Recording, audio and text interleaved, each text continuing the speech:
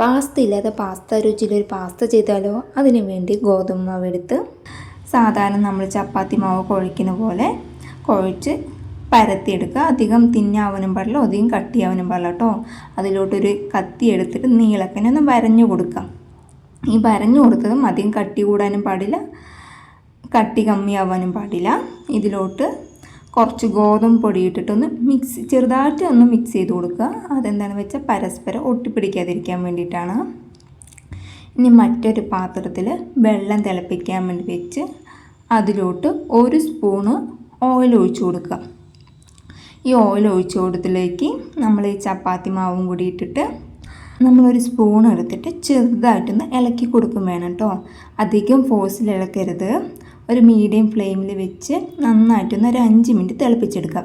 ഇത് കറക്റ്റ് കുക്കായി എന്നറിയാൻ വേണ്ടിയിട്ട് ഒരു സ്പൂണിൽ ഈ പാസ്ത എടുത്ത് ഒന്ന് കുലുക്കി നോക്കിയാൽ മതി കേട്ടോ. കുലുക്കി നോക്കിയിട്ട് പൊട്ടിയില വെച്ച് നമ്മുടെ പാസ്ത കറക്റ്റായി എന്നർത്ഥം. ഇത് ഒരരിപ്പിയിൽ നന്നായിട്ടൊന്ന് അരിച്ച് ഒന്ന് പച്ചവെള്ളത്തിലൊന്ന് കഴുകിയിട്ട് വീണ്ടും ഒന്ന് അരിച്ചെടുത്താണ് കേട്ടോ. ഒരു പാൻ ഓയിൽ ഒഴിച്ച് 1/4 ടീസ്പൂൺ ജീരകമിട്ട് പൊട്ടി വരുന്ന സമയത്ത് ഒരു ചെറിയ അല്ലി സൈസിൽ ഇഞ്ചിയും ഒരു 4-5 അല്ലി വെളുത്തുള്ളിയും ചെറുതായിട്ട് അരിഞ്ഞത് ചേർത്തിട്ട് നന്നായിട്ടൊന്ന് ഇളക്കി കൊടുക്കുക.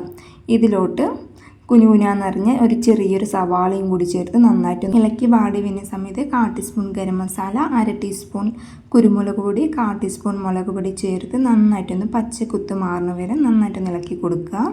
ഇതിലോട്ട് ഒരു ചെറിയ സൈസിലൊരു തക്കാളിയും കൂടി ചേർത്ത് വീണ്ടും നന്നായിട്ടൊന്ന് വഴറ്റി കൊടുക്കുക. മസാല അടിയിൽ പിടിക്കാതിരിക്കാൻ വേണ്ടിയിട്ട് ഒരു 1/4 ഗ്ലാസ് വെള്ളം ചേർത്തിട്ട് നന്നായിട്ടൊന്ന് ഇളക്കി കൊടുക്കുക.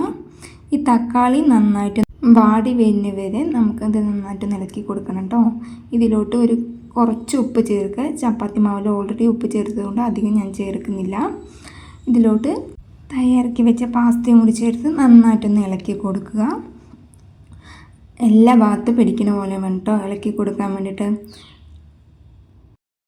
അധികം വെള്ളം കൊടുക്കാതെ വേണം ഇളക്കി കൊടുക്കാൻ വേണ്ടിയിട്ട്, ഇല്ല ഇത് പൊടിയാനുള്ള സാധ്യതയുണ്ട്. ഇതിലോട്ട് കുറച്ച് വെള്ളം ചേർത്ത ശേഷം ഒരു 2 മിനിറ്റ് ഒന്ന് അടച്ച് വെച്ച് വേവിക്കുക. ഈ പാസ്തയിലോട്ട് മസാല ഒന്ന് പിടിക്കാൻ വേണ്ടിയിട്ടാണ്. ആ സമയം കൊണ്ട് ചൂടുവെള്ളത്തിൽ കുതിർത്ത് വെച്ച കാഷ്യൂനട്ട് നമുക്ക് മിക്സിയുടെ ജാറിലിട്ട് കുറച്ച് വെള്ളവും ചേർത്തിട്ട് നന്നായിട്ടൊന്ന് അരച്ചെടുക്കാം. ചൂടാറിയ ശേഷം വേണം അരയ്ക്കാൻ വേണ്ടിയിട്ട്. ആ സമയം കൊണ്ട് നമ്മുടെ പാസ്തയൊന്ന് മസാല പിടിച്ച് റെഡി ആയിട്ടുണ്ടാകും. ഇതിലോട്ട് നമ്മൾ കാഷ്യൂ പേസ്റ്റ് ഒഴിച്ചു കൊടുക്കുക.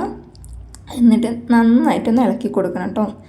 ഇല്ല വെച്ച ഈ കാഷ്യൂ പേസ്റ്റ് അവിടെ കട്ട പിടിച്ച് നിൽക്കും. ഇതിലോട്ട് ഒരു 1/2 ടീസ്പൂൺ കുരുമുളക് പൊടിയും കൂടി ചേർത്തിട്ട് നന്നായിട്ടൊന്ന് ഇളക്കി കൊടുക്കാം. നമ്മുടെ പാസ്ത ഇവിടെ റെഡി ആയിട്ടുണ്ട്. നമുക്ക് ഫ്ലെയിം ഓഫ് ചെയ്ത് സെർവ് ചെയ്ത് കൊടുക്കാവുന്നതാണ്. ഹെൽത്തിയും ആയ ടേസ്റ്റിയായ നമ്മുടെ പാസ്ത ഇവിടെ റെഡി ആയിട്ടുണ്ട്. ഇതിൻ്റെ കൂടെ വേറെ സോസൊന്നും നമുക്ക് ചേർക്കേണ്ട ആവശ്യമില്ല. ഇത് തയ്യാറാക്കി നോക്കിയിട്ട് അഭിപ്രായം പറയണേ.